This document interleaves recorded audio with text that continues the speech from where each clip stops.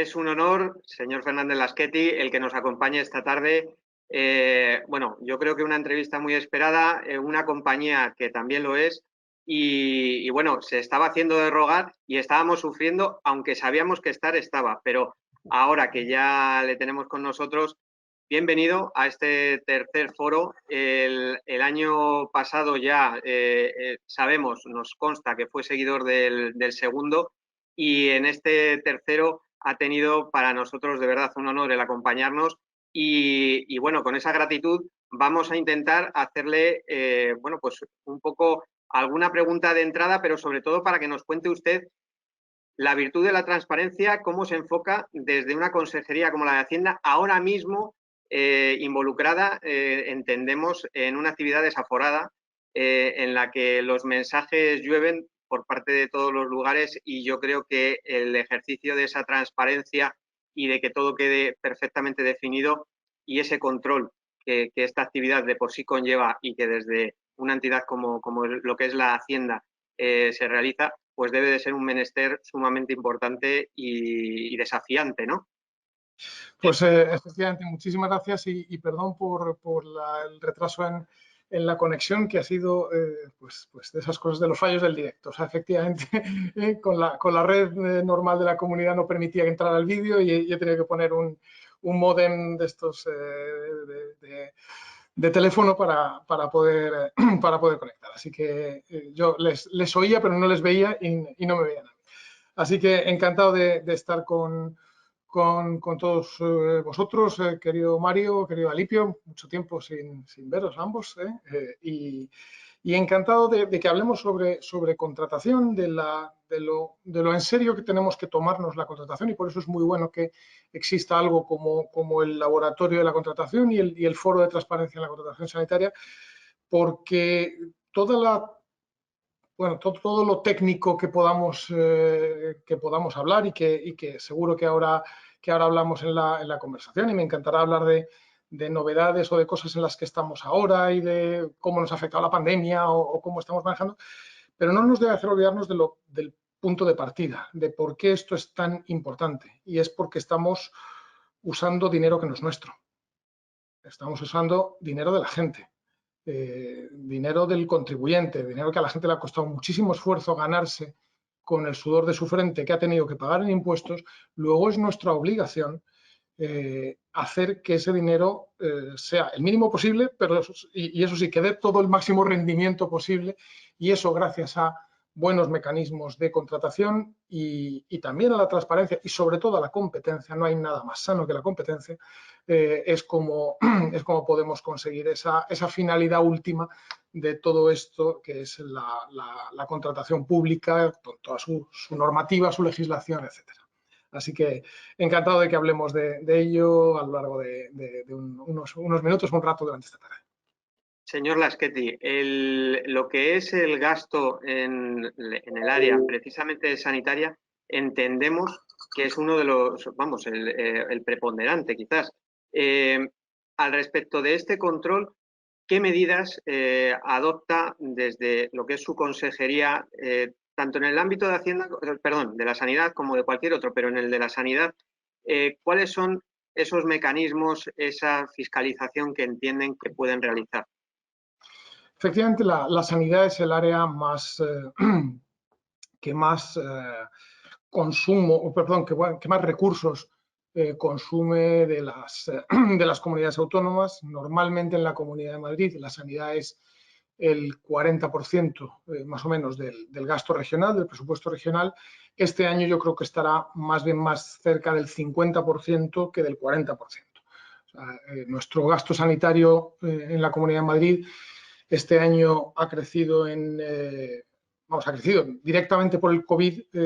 De momento ya llevamos casi 1.100 millones de euros, y calculamos que al final del año será unos 1.500 millones de euros como gasto propiamente COVID, o sea, en exceso comparado con el año pasado. Por lo tanto, terminaremos el año con un gasto en salud que estará claramente por encima de los 10.000 millones de euros, que es pues una cifra nunca vista y que ojalá no tengamos que volver a ver en muchísimo tiempo.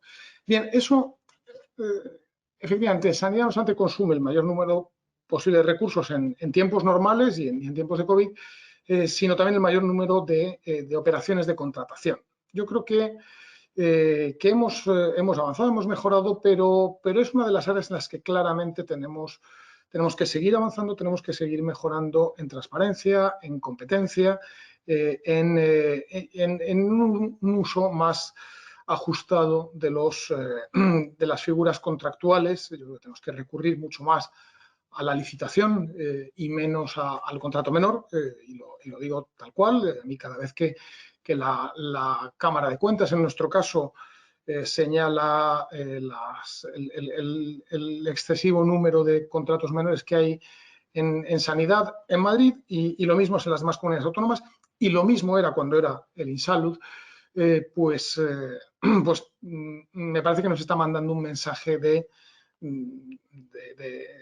que tenemos que centrarnos en ello y avanzar. Hay algunos hospitales que han hecho algunos avances importantes, pero este año todo se ha visto muy impactado por el coronavirus, ¿no? y por el uso de la contratación de emergencia, que yo creo que es algo que merece la pena que le demos un repaso, porque ha significado probablemente el acontecimiento contractual del año. Nunca jamás. Yo he sido, yo creo que en 4 años que fui consejero de Sanidad, yo no sé si usé 1 o 2 veces la contratación de emergencia, o creo que ninguna incluso, ¿no? Y ahora pues es muy habitual, porque lo tiene que ser, ¿no? O sea, es un procedimiento que existe, que en circunstancias normales no hay por qué utilizarlo, pero que es legal y es necesario en un caso como este, y desde luego por parte de la Consejería de Hacienda se ha dado la facilidad necesaria tanto a la Consejería de Sanidad como también, por cierto, a la de Servicios Sociales o a la de Educación, para que utilizaran el procedimiento de emergencia, y puede ser un procedimiento también que tenga fiabilidad, que permita obtener buena relación calidad-precio y un acceso amplio a los suministros, y es algo que eso sí, se reúne a los requisitos, es decir, que sean por un suceso imprevisible, como es en este caso, que sea imposible cumplir los plazos generales, y que exista un nexo causal entre el suceso imprevisto y la extrema urgencia. En ese caso, y solo en ese caso, debe ser utilizado. Nosotros hemos cuidado mucho que todos los contratos de emergencia se hagan con la más estricta observancia de la ley, dando cuenta de los acuerdos de tramitación de emergencia al Consejo de Gobierno, publicando en el perfil del contratante la adjudicación y formalización de los contratos.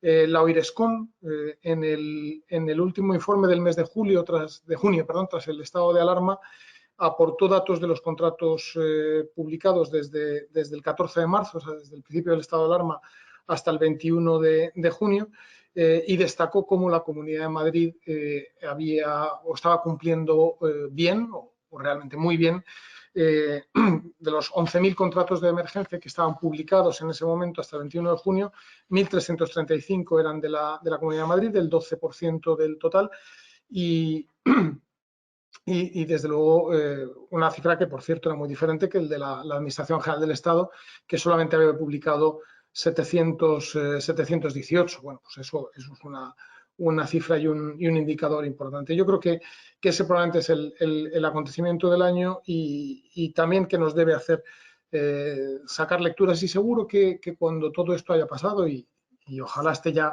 terminando de pasar, pero nos sirva para extraer lecciones de cómo mejorar el procedimiento de contratación, cómo hacer que pueda mantener la velocidad que hace falta en un tiempo de emergencia, pero que al mismo tiempo no impida la transparencia, la competencia, y finalmente obtener el mejor rendimiento de cada uno de los euros de dinero del contribuyente.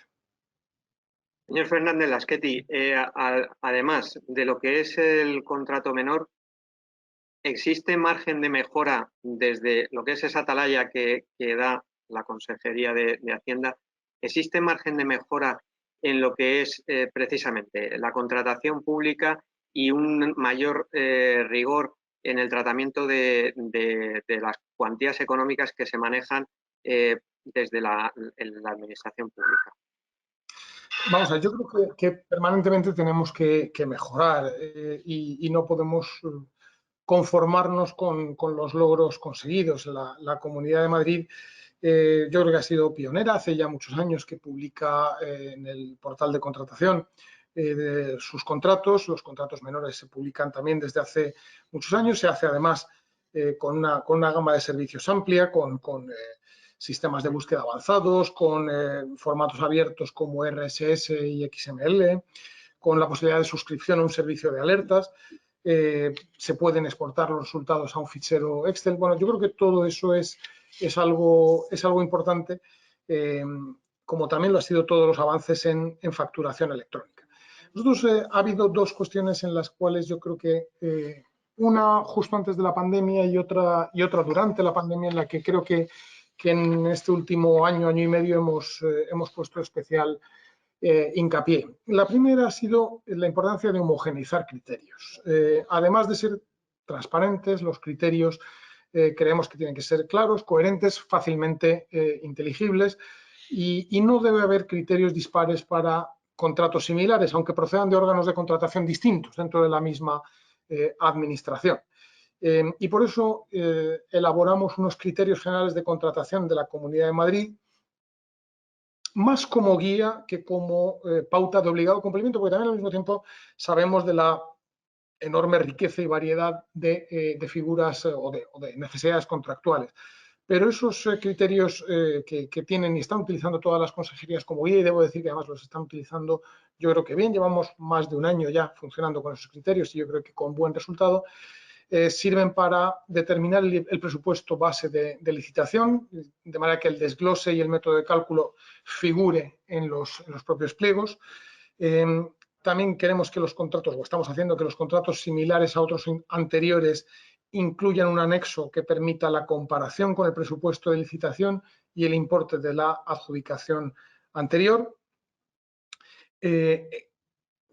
Hemos establecido como pauta aplicar procedimientos abiertos simplificados cuando sea posible por el valor estimado del contrato, utilizar el precio como criterio único cuando el producto o el servicio esté perfectamente definido técnicamente y el precio sea realmente el único factor determinante, y si no, en otros casos, indicar el peso mínimo del precio. En los contratos del anexo cuarto de la ley de contratación, el criterio precio no debe ser inferior al 40% y en el resto de los contratos el criterio precio deberá suponer al menos el 70% de la puntuación.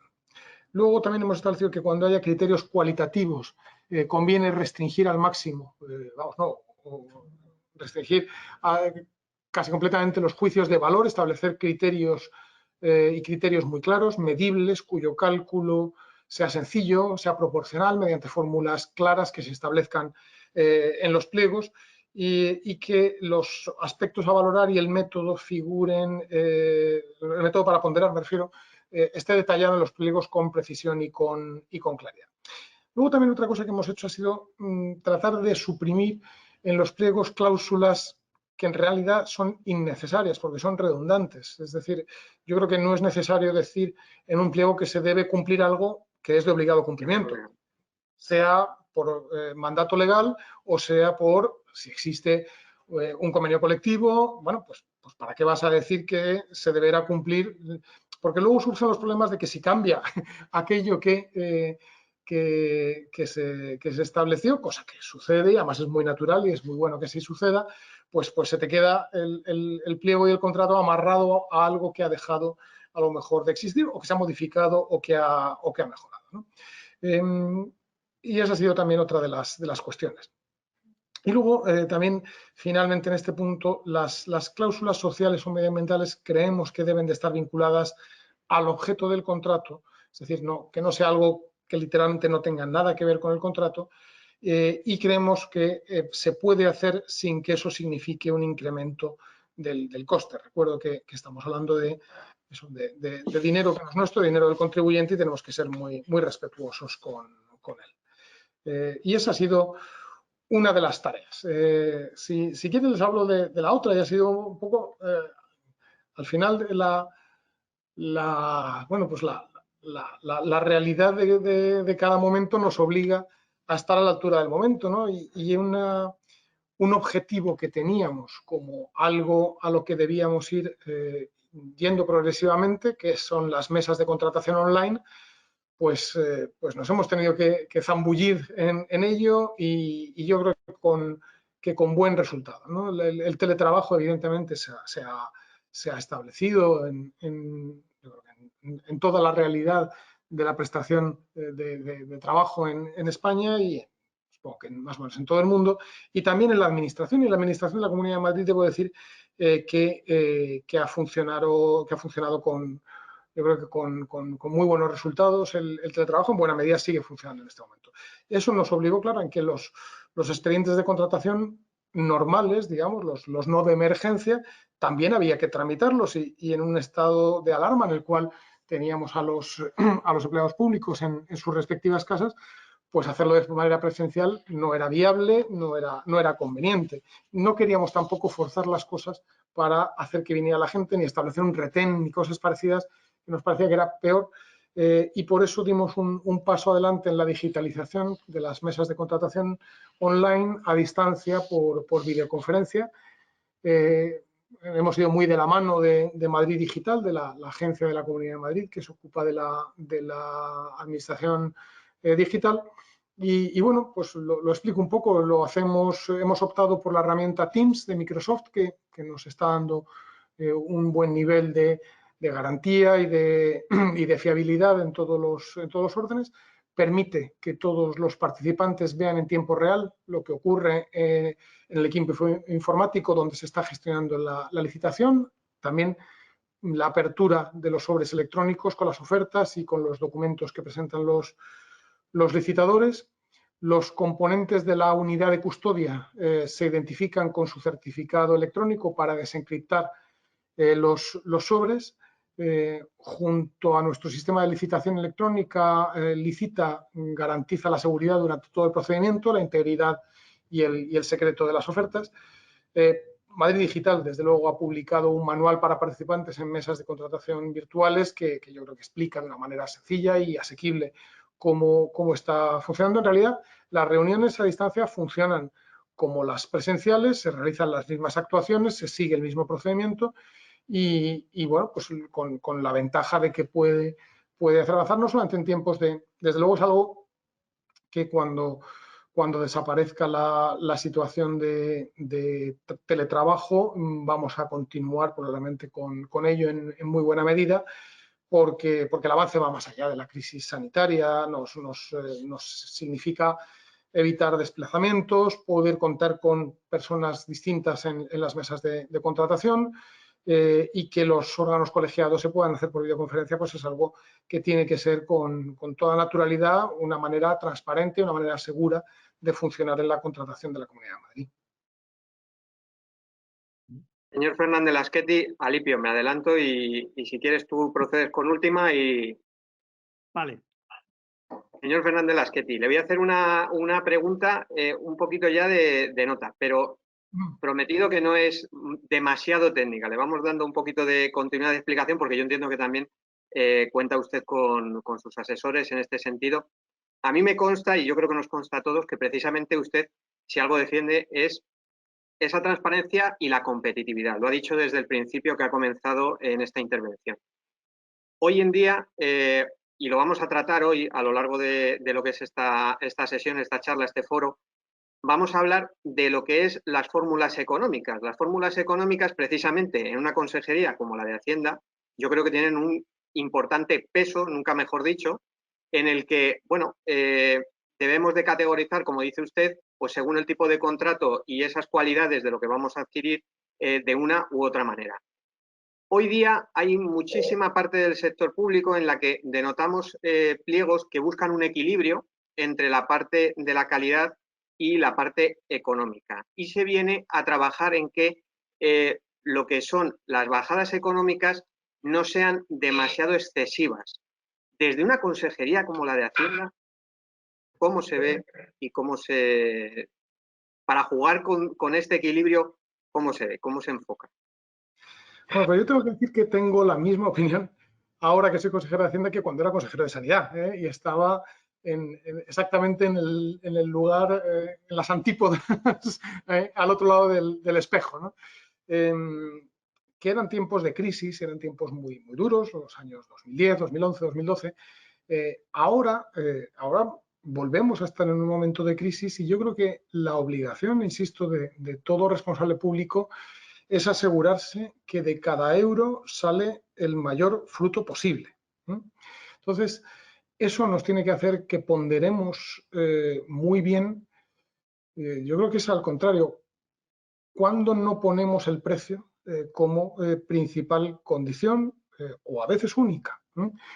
Y ya sé que hay muchas veces en las cuales el precio no puede ser lo único, en ocasiones porque nos lo dice la ley de contratos del sector público y en ocasiones porque lo juzgamos y lo vemos que no puede serlo, ¿no?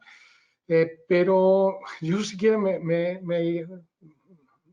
lo formularía, igual que está la fórmula en el derecho penal de indubio pro reo, pues aquí sería indubio pro precio, ¿no?